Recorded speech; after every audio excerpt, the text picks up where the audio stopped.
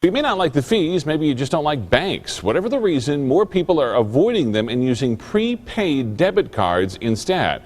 Tonight, Joe will let you know why one of those companies also has many customers complaining. Some people who traded in their bank ATM cards for prepaid debit cards are regretting it now.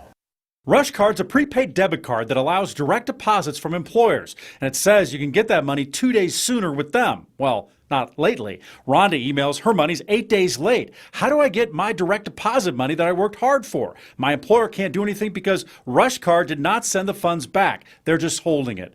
Turns out thousands have been affected. On the company's Facebook page, "I'm hungry, Rushcard. My 4-year-old grandson's hungry." And this, "I'm pregnant with kids. My rent is way past due." Rushcard calls it a technology transition glitch and says they're now processing deposits and transactions. Critics call it another reason to crack down on what they call a lightly regulated industry. In January, the Consumer Financial Protection Bureau could finalize proposals concerning prepaid debit cards, like adding error resolution procedures and disclosures, limiting fees and consumer liability, adding requirements for cards with overdraft protection. Rhonda finally did end up getting her money back.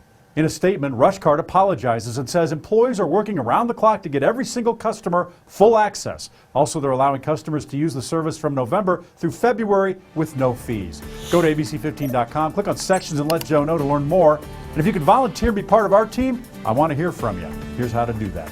I'm investigator Joe Ducey. If you've got a problem, let me know.